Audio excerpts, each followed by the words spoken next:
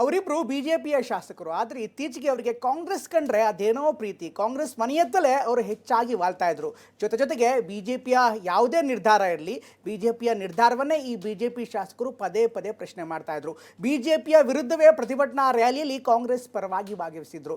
ಒಂದು ಹಂತಕ್ಕೆ ನೇರವಾಗಿ ಕಾಂಗ್ರೆಸ್ನ ಶಾಸಕಾಂಗ ಪಕ್ಷದ ಸಭೆಗೆ ತೆರಳಿ ಅಲ್ಲೂ ಕೂಡ ಊಟ ಮಾಡಿ ಬಂದಿದ್ರು. ಇಷ್ಟೆಲ್ಲ ಆಗ್ತಾ ಇದ್ರು ಕೂಡ ಬಿಜೆಪಿ ಸುಮ್ಮನೆ ಇತ್ತು. ಒಂದು ಹಂತಕ್ಕೆ ಅವರಿಗೆ ಶೋಕಾಸ್ ನೋಟಿಸ್ ಕೊಟ್ಟಿತ್ತು. ಶೋಕಾಸ್ ನೋಟಿಸ್ ಕೊಟ್ಟಾದ್ಮೇಲೂ ಕೂಡ ಅದಕ್ಕೆ ಉತ್ತರ ಕೊಡಲಾಯಿತು. ಉತ್ತರ ಕೊಟ್ಟಾದ್ಮೇಲೂ ಕೂಡ ಅದೇ ಹೋರಾಟ, ಅದೇ ನಿಲುವು, ಅದೇ ವರ್ತನೆ ಆ ಶಾಸಕರಿಂದ ಬರ್ತಾ ಇತ್ತು. ಕೊನೆಗೆ ಎಲ್ಲವನ್ನು ಕೂಡ ಅಳೆದು ತೂಗಿ ಕಾದು ಕಾದು ಕಾದು ಈಗ ಕೊನೆಗೂ ಬಿಜೆಪಿ ಆ ಇಬ್ಬರು ಶಾಸಕರನ್ನ ಪಕ್ಷದಿಂದ 6 ವರ್ಷಗಳ ಕಾಲ ಉಚ್ಚಾಟನೆ ಮಾಡಿದೆ. ಹೌದು, ನಾನು ಹೇಳ್ತಾ ಇರುವಂಥದ್ದು ಶಾಸಕರಾದಂಥ ಎಸ್ ಟಿ ಸೋಮಶೇಖರ್ ಮತ್ತು ಹೆಬ್ಬಾರ್ ಬಗ್ಗೆ.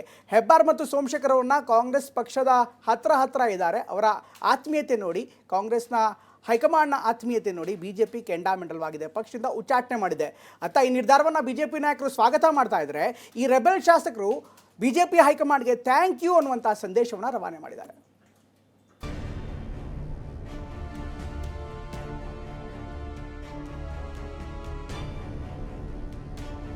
ಪದೇ ಪದೇ ಬಿಜೆಪಿ ನಾಯಕರ ವಿರುದ್ಧ ಮಾತು. ಇವಳ ಮುಖ ನೋಡ್ಕೊಂಡು ಯಾರು ಓಟ್ ಹಾಕ್ತಾರೆ ಸ್ವಾಮಿ? ನನ್ನ ಬಗ್ಗೆ ಮಾತನಾಡೋ ಬದಲು ಕೇಂದ್ರ ಸರ್ಕಾರದಿಂದ ಯೋಜನೆ ತರಲಿ ಮಾಡ್ಲಿ. ನನ್ನ ತಾಕತ್ ಬೇಕಾದ್ರೆ ಅವಳು ಟೆಸ್ಟ್ ಮಾಡ್ಬೇಕು ಅಂದ್ರೆ ಹೇಳ್ತೀನಿ. ಯಶವಂತಪುರದಲ್ಲಿ ಅವಳು ನಿಲ್ಲಿ, ಕಾಂಗ್ರೆಸ್ ಮಾಡ್ತೇನೋ ಮತ್ತನ್ನು ಮಾಡ್ತೇನೋ, ನನ್ನ ತಾಕತ್ತನ್ನ ಕ್ವಶನ್ ಮಾಡ್ತಕ್ಕಂಥದ್ದು ಅರ್ಹತೆ ನನಗೆ ಇಲ್ಲ. ಕಾಂಗ್ರೆಸ್ಗೆ ಬಹುಪರಾಕ್, ಸಿಎಂ ಡಿಸಿಎಂ ಬಗ್ಗೆ ಗುಣಗಾನ. ಡಿ.ಕೆ. ಶಿವಕುಮಾರ್ ಹಣೆ ಬರದಲ್ಲಿ ಬರೆದಿದ್ರೆ 100% ಮುಖ್ಯಮಂತ್ರಿ ಆಗ್ತಾರೆ. ಬಿಜೆಪಿ ಸಭೆಗಳಿಗೆ ಚಕ್ಕರ್, ಕಾಂಗ್ರೆಸ್ ಕಾರ್ಯಕ್ರಮಗಳಿಗೆ ಹಾಜರ್.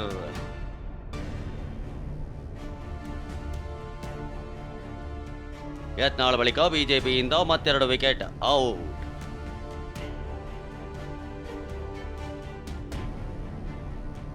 ಎಸ್ಟಿಎಸ್ ಶಿವರಾಮ್ ಹೆಬ್ಬಾರ್ ಬಿಜೆಪಿಯಿಂದ 6 ವರ್ಷ ಉಚ್ಚಾಟನೆ. ಯಶವಂತಪುರ ಕ್ಷೇತ್ರದ ಎಸ್ ಟಿ ಸೋಮಶೇಖರ್, ಉತ್ತರ ಕನ್ನಡ ಜಿಲ್ಲೆಯ ಯಲ್ಲಾಪುರ ಕ್ಷೇತ್ರದ ಬಿಜೆಪಿ ಶಾಸಕ ಶಿವರಾಮ್ ಹೆಬ್ಬಾರ್.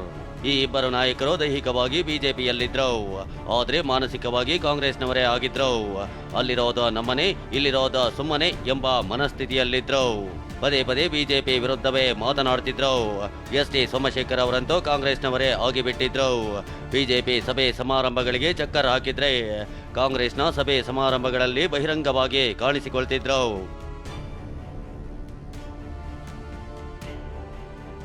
ಈ ಇಬ್ಬರು ನಾಯಕರುಗಳಿಗೆ ಬಿಜೆಪಿ ಶಿಸ್ತು ಸಮಿತಿ ಹಲವು ಬಾರಿ ವಾರ್ನಿಂಗ್ ಕೊಟ್ಟಿತ್ತು.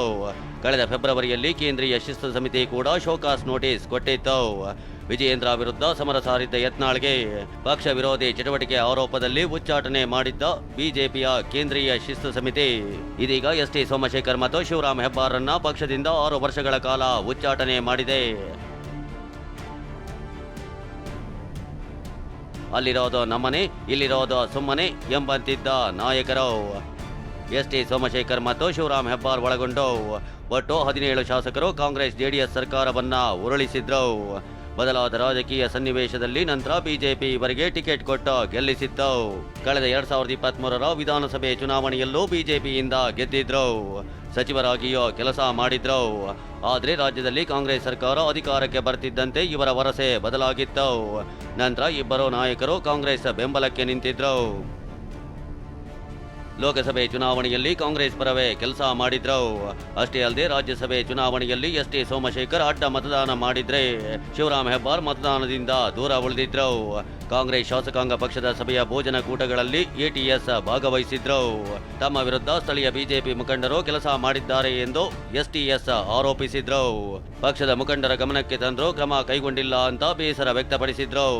ಇನ್ನು ಶಿವರಾಮ್ ಹೆಬ್ಬಾರ್ ಕೂಡ ಯಲ್ಲಾಪುರ ಕ್ಷೇತ್ರದಲ್ಲಿ ಸ್ಥಳೀಯ ಸಹಕಾರ ಇಲ್ಲ ಅಂತ ಅಸಮಾಧಾನ ವ್ಯಕ್ತಪಡಿಸಿದ್ರು. ಚನ್ನಪಟ್ಟಣ ಉಪಚುನಾವಣೆಯಲ್ಲಿ ಬಹಿರಂಗವಾಗಿ ಕಾಂಗ್ರೆಸ್ ಪರ ಪ್ರಚಾರ ಮಾಡಿದ್ದ ಎಸ್ ಟಿ ಸೋಮಶೇಖರ್ ಬಿಜೆಪಿ ನಾಯಕರ ವಿರುದ್ಧ ಗುಡುಗಿದ್ರು. ಬಿಜೆಪಿಯಿಂದ 8 ಶಾಸಕರು ರಾಜೀನಾಮೆಗೆ ರೆಡಿಯಾಗಿದ್ದಾರೆ ಅಂತ ಬಾಂಬ್ ಸಿಡಿಸಿದ್ರು. ಉಚ್ಚಾಟನೆ ಮಾಡಿದ್ದಕ್ಕೆ ಸ್ವಾಗತ ಎಂದ ಎಸ್ಟಿಎಸ್ ಮತ್ತು ಹೆಬ್ಬಾರ್. ಶೀಘ್ರವೇ ಮುಂದಿನ ನಿರ್ಧಾರ ತಿಳಿಸೋದಾಗಿ ಹೇಳಿಕೆ. ಇನ್ನು ಬಿಜೆಪಿಯಿಂದ ತಮ್ಮನ್ನ 6 ವರ್ಷ ಉಚ್ಚಾಟನೆ ಮಾಡಿರುವುದಕ್ಕೆ ಎಸ್ಟಿ ಸೋಮಶೇಖರ್ ಮತ್ತು ಶಿವರಾಮ್ ಹೆಬ್ಬಾರ್ ಸ್ವಾಗತಿಸಿದ್ದಾರೆ. ಕೆಲ ಬಿಜೆಪಿ ನಾಯಕರ ವಿರುದ್ಧ ವಾಗ್ದಾಳಿ ನಡೆಸುತ್ತಲೇ ಇನ್ನು 3 ವರ್ಷ ಟೈಮ್ ಇದೆ, ಶೀಘ್ರವೇ ತಮ್ಮ ನಿರ್ಧಾರ ತಿಳಿಸ್ತೀವಿ ಎಂದಿದ್ದಾರೆ. ಅಷ್ಟೇ ಅಲ್ಲ, ಬಿಜೆಪಿಯಿಂದ ಇನ್ನು 10-12 ಸೀಟು ಖಾಲಿ ಆಗುತ್ತೆ ಅಂತ ಸೋಮಶೇಖರ್ ಬಾಂಬ್ ಸಿಡಿಸಿದ್ದಾರೆ. ಪಕ್ಷ ಏನೇ ನಿರ್ಣಯ ತೆಗೆದುಕೊಂಡು ಸ್ವಾಗತ ಮಾಡ್ತೀನಿ ಅಂತ ಹೇಳಿದ್ದೀನಿ. ಅವತ್ತೇನು ಹೇಳಿದ್ದೀನಿ ಅದನ್ನೇ ಹೇಳ್ತೀನಿ. ಪಕ್ಷ ಕೊಟ್ಟಂಥ ನಿರ್ಣಯ ಸ್ವಾಗತಿಸ್ತೀನಿ. ಒಬ್ಬ ಶಾಸಕ ಸ್ಥಾನದಲ್ಲಿ ನಿಂತಕ್ಕಂಥವನಿಗೆ ಚುನಾವಣೆಯ ಕಾಲದ ಸೋಲಿನ ಪ್ರಯತ್ನ ಪಕ್ಷದಿಂದ ಆಗ್ತಾ ಇದೆಯಲ್ಲ, ಅದಕ್ಕಿಂತ ದೊಡ್ಡ ಕಾರಣ ಯಾವುದೂ ಬೇಕಾಗಿಲ್ಲ. ಇಷ್ಟೆಲ್ಲ ರಾಜಕಾರಣ ನಡೀತಕ್ಕಂಥದ್ದು ಗೆಲುವಿನ ಬಗ್ಗೆ ಬೇಡ ಅಂತಂದು ಅವತ್ತು ಚುನಾವಣೆ ಟಿಕೆಟ್ ಕೊಡ್ತಕ್ಕಂಥ ಅಧಿಕಾರ ನಿಮ್ಮ ಕೈಯಲ್ಲಿತ್ತು. ಸೂಕ್ತವಂಥ ಸಂದರ್ಭದಲ್ಲಿ ಯಾವ್ಯಾವ ಕಡೆ ಚರ್ಚೆ ಮಾಡಬೇಕು ಅಂತಕ್ಕಂಥ ನನ್ನ ನಂಬಿಕೆ ಇದೆಯೋ ಅಲ್ಲಿ ಚರ್ಚೆ ಮಾಡಿ ಸೂಕ್ತವಂಥ ಸಮಯದಲ್ಲಿ ಸರಿಯಾದಂಥ ನಿರ್ಣಯ ಆಗುತ್ತೆ. ಭಾಳ ಸಂತೋಷ, ಅವರೇನು ಡಿಸಿಷನ್ ತೆಗೆದುಕೊಂಡಿದ್ದಾರೆ, ಒಳ್ಳೆ ಡಿಸಿಷನ್ ಅವರದ್ದು ಕೂಡ ತೆಗೆದುಕೊಂಡಿದ್ದಾರೆ. ಇನ್ನು 2028ಕ್ಕೆ ಚುನಾವಣೆ, ಅಲ್ಲಿಗಂಟ ಇನ್ನು 3 ವರ್ಷ ಅವಕಾಶ ಇದೆ. ಅಲ್ಲಿಗಂಟ ಬೇಕಾದ ಸಮಯ ಇರೋದ್ರಿಂದ ಯೋಚನೆ ಮಾಡ್ತಕ್ಕಂಥದ್ದಿದೆ. ಒಬ್ಬ ವಿರೋಧ ಪಕ್ಷದ ನಾಯಕನಿಗೆ ಏಡ್ಸ್ ಇಂಜೆಕ್ಷನ್ ಚುಚ್ಚಾನೆ ಪ್ಲ್ಯಾನ್ ಮಾಡ್ತಾನೆ ಅನ್ನೋದು ಎಲ್ಲರ ಕೇಳಿದ್ದೀರ. ಒಬ್ಬ ಒಕ್ಕಲಿಗ ಹೆಣ್ಮಗಳನ್ನ ಮಂಚಕ್ಕೆ ಹೋಗೋದು ಯಾವ ಥರ ಕೇಳಿದ್ದೀರ. ಭಾರತೀಯ ಜನತಾ ಪಕ್ಷ ಅಂತ ಪ್ರಾಮಾಣಿಕದಿದ್ದರೆ ಇಂಥವ್ರನ್ನ ಮೊದಲು ಸಸ್ಪೆಂಡ್ ಮಾಡಬೇಕಾಯ್ತು. ಆ ಥರದ ನಿದರ್ಶನ ನಂದು ಒಂದಿಲ್ಲ. ಪಕ್ಷಕ್ಕೆ ಮುಜುಗರ ಹಿನ್ನೆಲೆ ಶಿಸ್ತು ಸಮಿತಿ ಕ್ರಮ ಎಂದ ಬಿಜೆಪಿ ನಾಯಕರು. ಎಸ್ಟಿಎಸ್ ಮತ್ತು ಹೆಬ್ಬಾರ್ ಉಚ್ಚಾಟನೆಯನ್ನ ಬಿಜೆಪಿ ನಾಯಕರು ಸಮರ್ಥಿಸಿಕೊಂಡಿದ್ದಾರೆ. ಪಕ್ಷದ ಶಿಸ್ತು, ತತ್ವ, ಸಿದ್ಧಾಂತ ಮತ್ತು ನಾಯಕತ್ವಕ್ಕೆ ಎಲ್ಲರೂ ಬದ್ಧರಾಗಿರಲೇಬೇಕು. ಪಕ್ಷಕ್ಕಿಂತ ಯಾರೋ ದೊಡ್ಡವರಲ್ಲ ಅಂತ ಯಡಿಯೂರಪ್ಪ ಟ್ವೀಟ್ ಮಾಡಿದ್ದಾರೆ. ಪಕ್ಷಕ್ಕೆ ಮುಜುಗರ ತಪ್ಪಿಸಲು ಈ ಕ್ರಮ ಕೈಗೊಳ್ಳಲಾಗಿದೆ ಅಂತ ಅಶೋಕ್ ಹಾಗೂ ವಿಜಯೇಂದ್ರ ಹೇಳಿದ್ದಾರೆ. ಪಕ್ಷ ವಿರೋಧಿ ಪಕ್ಷದ ವಿರುದ್ಧ ಏನು ಪದೇ ಪಕ್ಷ ವಿರೋಧಿ ಚಟುವಟಿಕೆಗಳನ್ನೇನು ಮಾಡ್ತಾ ಇದ್ರು, ಪಕ್ಷಕ್ಕೆ ಮುಜುಗರ ಆಗೋ ರೀತಿಯಲ್ಲಿ ಯಾವ ರೀತಿ ನಡ್ಕೊಳ್ತಾ ಇದ್ರು, ಎಲ್ಲದರ ಹಿನ್ನೆಲೆಯಲ್ಲಿ ನಮ್ಮ ಪಕ್ಷದ ವರಿಷ್ಠರು ತೀರ್ಮಾನವನ್ನು ಕೈಗೊಂಡಿದ್ದಾರೆ. ಯಾರು ಪಕ್ಷಕ್ಕೆ ದ್ರೋಹ ಬಗೆತಾರೋ ಅವ್ರ ಬಗ್ಗೆ ಕೇಂದ್ರ ನಮ್ಮ ನಾಯಕರು ಏನು ಕ್ರಮ ತೆಗೆದುಕೊಳ್ತಾರೋ ಅದಕ್ಕೆ ಪೂರ್ತಿಯಾಗಿ ನಾನು ಬೆಂಬಲವನ್ನು ಕೊಡ್ತೀನಿ. ರಾಜಕೀಯ ರಾಜಿ ಮಾಡಿಕೊಂಡು ಗಂಟಲು ಸುಟ್ಕೊಂಡಿದ್ದೀವಿ, ಉಗ್ಳಕ್ಕೂ ಆಗದೆ ನುಂಗಕ್ಕೂ ಆಗದೆ. ಆದರೆ ಇದೊಂದು ಒಳ್ಳೆ ಸಂದೇಶವಾಗಿದೆ. ಒಂದು ನುಂಗಬೇಕು ಇಲ್ಲ ಉಗುಳಬೇಕು, ಯಾವ್ದಾರ ಒಂದು ನಿರ್ಣಯ ತಗೊಳ್ಬೇಕು. ಇದೊಂದು ಒಳ್ಳೆ ಸಂದೇಶ. ಇನ್ನು DCM DKC ಅವರೇನು ಯಾರಿಗೋ ರೇಪ್ ಮಾಡಿರಲಿಲ್ಲ, HIV ಇಂಜೆಕ್ಷನ್ ಚುಚ್ಚಿರಲಿಲ್ಲ ಅಲ್ವಾ, ಮತ್ತು ರತ್ನಗಳನ್ನ ಪಕ್ಷದಲ್ಲಿ ಇಟ್ಟುಕೊಳ್ಳಲಿ ಅಂತ ಪರೋಕ್ಷವಾಗಿ ಮುನಿರತ್ನ ಏಕೆ ಉಚ್ಚಾಟನೆ ಆಗಿಲ್ಲ ಅಂತ ಪ್ರಶ್ನಿಸಿದ್ದಾರೆ. ಇದಕ್ಕೆ ವಿಜಯೇಂದ್ರ ಕೌಂಟರ್ ಕೊಟ್ಟಿದ್ದಾರೆ. ಸೋಮಶೇಖರ್ ಅನಾಮತ್ತು ಅವ್ರ ಪಾರ್ಟಿ ವಿಚಾರ. ನಾನು ರೇಪ್ ಮಾಡಿದವ್ರನ್ನ ಏಡ್ಸ್ ಅವ್ರ ಬಗ್ಗೆ ಆಕ್ಷನ್ ತಗೋತೇನೆ ಅಂತಿದ್ದೆ. ಬಟ್ ಬಿಜೆಪಿ ಸಂಸ್ಕೃತಿ ಕಾಣ್ತಾ ಇದೆ. ಎಸ್ಟಿ ಸೋಮಶೇಖರ್ ಅವರು, ಶಿವರಾಮ್ ಹೆಬ್ಬಾರ್ ಅವರು ಏನು ಪಕ್ಷ ವಿರೋಧಿ ಚಟುವಟಿಕೆ ಮಾಡಿದ್ದಾರೆ ಅಂತೇಳಿ ಅವರಿಬ್ಬರಿಗೆ ಗೊತ್ತಿದೆ. ಅದೇ ರೀತಿ ನಮ್ಮ ಕೇಂದ್ರದ ನಾಯಕತ್ವ ಕೂಡ ಗೊತ್ತಿದೆ. ಇದ್ರ ಬಗ್ಗೆ DK ಶಿವಕುಮಾರ್ ಅವರು ಇಷ್ಟೊಂದು ನೋವು ಅಥವಾ ಬೇಸರ ಪಡ್ಕೊಳ್ತಕ್ಕಂಥ ಅವಶ್ಯಕತೆ ಇಲ್ಲ. ಅದೇನೇ ಇರಲಿ, ಮತ್ತಿಬ್ಬರು ಶಾಸಕರ ಉಚ್ಚಾಟನೆಯೊಂದಿಗೆ ಬಿಜೆಪಿಯ ಸಂಖ್ಯಾಬಲ 62ಕ್ಕೆ ಕುಸಿದಿದೆ.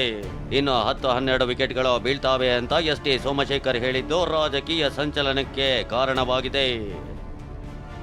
Bureau report, TV9.